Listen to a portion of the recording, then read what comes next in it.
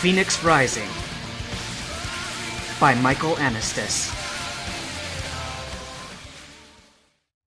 Ash drew his sword, and with a slight static bolt from Pikachu, it came to life, yet its light only penetrated an inch of the darkness. "There's a power supply somewhere around here, right?" asked Cassie. "Should be somewhere," Merlin whispered back. "I don't know if we could activate it, though. The Wraiths already know we're here. It could only help." "Can you be sure that they know we're here? Furthermore, can you prove the power is out?" asked Darius. "The lights are on." He was right. Right before us, a small electric light hanging from the ceiling remained lit. It was dim, and it flickered on and off, but it still provided more light than the sword was. I couldn't hold the thought any longer. Maybe they're waiting for us. I got a few angry looks from the party, but I knew for a fact that they were angry because I had reminded them that the possibility of them waiting for us was great. To make matters worse, we were no longer insured. Merlin had told us that Mewtwo would require a month to resurrect herself, but we all knew it would take so much longer. If we ever got to the Royal Leagues, she probably wouldn't be there on opening night. We came upon a narrow hallway, splitting off in 4 directions, one from which we had come. "This is where we split up," said Merlin. He shook hands with Darius, the unofficial leader of Team A. "Goodbye, and good luck." Darius smiled. "Don't worry, we won't need the luck." Merlin tried to smile as Darius and his team opened the door and ascended up the stairs. Merlin drew his sword like he expected to use it soon, and turned to meet Ash's gaze. "Are you ready?" Ash took a deep breath. "As ready as I'll ever be." Merlin forced open the door and took cautious steps down the spiral staircase, while the rest of us followed him into the darkness. 10 floors down, right before the ground level, we reached what should have been the laboratory. Ash forced open the door and held his lighted blade up to the darkness. It wasn't really that much of a laboratory. The only source of light other than Ash's blade was a flickering light swinging in the middle of the room. A machine, mostly covered in sheets of metal, stood in the corner. Our only clue as to what it was for was the cord before it. A metal table and chair sat on the opposite side, and when he saw it, Ash turned his blade away, for the table was covered with various parts of a human being. Needless to say, blood covered the table, and had probably been dripping down on the floor for quite some time. "What happened here?" choked Ash. "I'm afraid to go further." Andrew stepped up to the machine and pulled back a sheet of the metal, revealing the control panel. "I think we might be able to know the partial story of what happened here. This is the log box." "The what?" "The log box. They used to have one of these at Sierra Mana for some of their long-term projects. There was probably a microphone coming from this wire. Can't record anything, but if you give me a moment, I could recall some of the entries." "By all means," said Merlin as he gripped the handle to the next door. He pulled it open, drew his flaming sword, and sighed when his eyes fell upon the mop and buckets. Andrew stepped back. "Christ, that was easier than I thought. Just wait a moment and I'll play the tape." 10 seconds later, a low buzzing sound came from the machine, followed by a masculine voice. "April 7th, 2111. As the first member of the Remnant Project, I have opted to keep this journal to record my progress. Though this is a project of maximum security and censorship, I feel that someday the world will need to know how The message was followed by loud static. Andrew sighed. "Well, you can't guarantee that everything will remain intact." The static ceased, and the voice continued. "Although I have no theory as to what our results produce, I rest assured that our creation will fulfill the purpose which was originally meant to be done by the previous mishaps. This time, instead of simply cloning the original sample, we are constructing it piece by piece, in this manner, static, to deprive it of its ability to make independent decisions. Though this may become a problem in battle, it will completely eliminate the possibility of rebellion. This time, all possibilities have been thought over, and now we are days away from having the perfect weapon." Our gazes turned towards Merlin. "It's all so clear now," said Ash. "The Wraiths are here because whatever it was they made was here as well. Maybe—" "We don't know that," said Merlin. "There's more.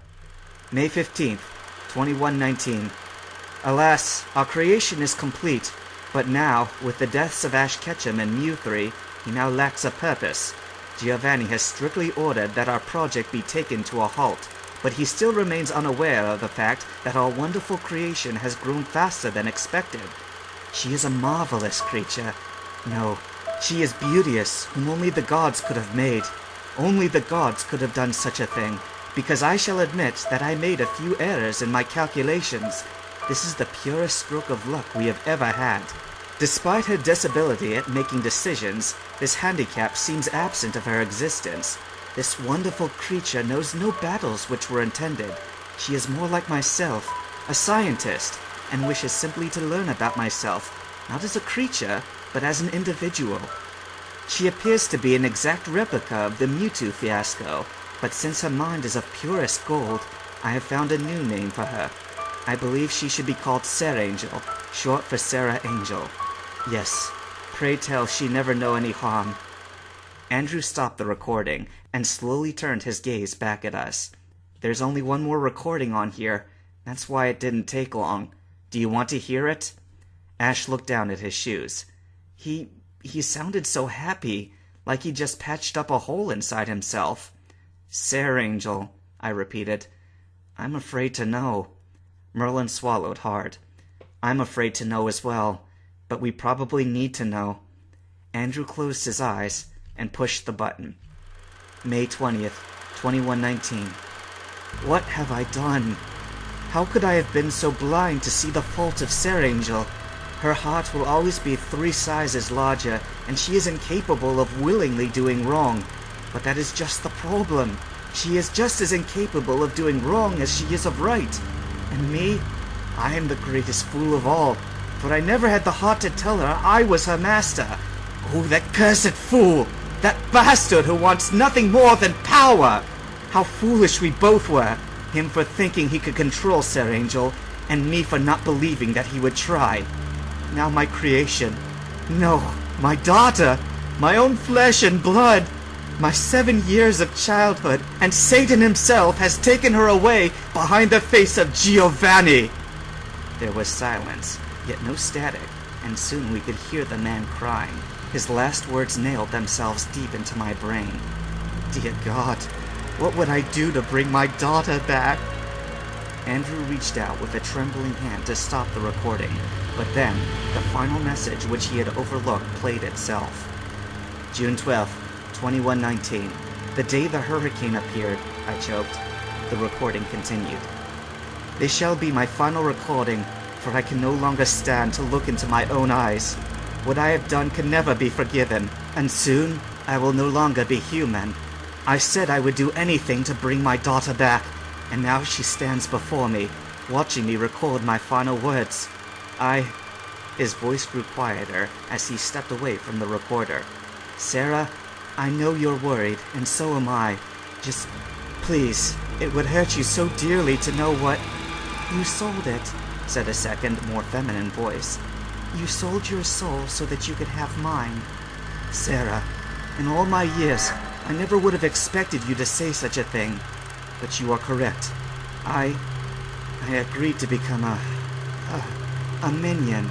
You gave up your freedom for me, who had none to begin with. Sarah, without you, I have no life. Yes, I might end up doing some terrible things, but no matter what I do, I will always be happy, simply because you are safe. That is all I have wished for. When I came into this world, I was a spiteful bastard. It wasn't until I had you that I actually smiled. Please, Sarah, do this for me. There was a pause before Sarah said, As you command. There was the sound of a door opening and shutting, and the man's voice returned to the microphone. Sarangel appears to be somewhere in between the powers of Mewtwo and Mew 3, beyond that of any normal comprehension. For her own safety, I am sending her to my brother, Freeman, who lives somewhere in America. He is one of the Phoenix trainers, so he should be able to handle her, maybe even teach her to make decisions on her own. Should anyone be hearing these words right now, please pray for your safety that I am dead. I know what the wraiths are planning. I know everything they're... Static. Should we see if there's more? Asked Andrew. Merlin nodded. Just leave it running and see what happens. Freeman? Asked Ash. He said he was a Phoenix trainer. You know him? Merlin nodded. Freeman Bible of Chicago. The static faded, and the voices came back, and I wished the wraiths would come to me and make it stop. The silence was broken by the man screaming, "Dear God! Brendan!" shouted Sir Angel, a door creaking open. "No!" shouted Brendan. "Get away! Please, for your own safety! Get away!" There was a loud gunshot, followed by a thumping sound. I could hear Sir Angel's unfirm breathing as a voice spoke. "This is the creation? It must be. Well, Bible will soon be a minion, and with him comes his Pokemon." "Please," Sir Angel pleaded. "Please, spare him." "Of course we'll spare him!" shouted another voice. "We need him! He's your trainer after all, and we won't be able to use you unless we have him." "But you can't." The third voice laughed quietly to himself. "You have no free will. Oh, you can think of all the nasty things you would love to do to me right now, but you are afraid. Afraid of what would happen if you didn't wait for the command. Go ahead. Attack me. Strike me down in all your anger. Fight me, creature. Fight me with all of your strength and all your effort to kill me." I could hear Sir Angel crying. "You can't. And why? Because your master hasn't given you the command. Bring Bible back to the temple. This fool shall have a backbone once he is one of us." I could hear the grunting noises of the other two, probably as they lifted the body. "No!" Sir Angel pleaded. "Please!" Andrew slammed his hand against the button, practically denting the machine. "I've heard enough!" he shouted. "And now I have more than a good enough reason to kill the wraiths!" He pulled out his only gun and loaded a cartridge. "A silver bullet for each and every one of them!"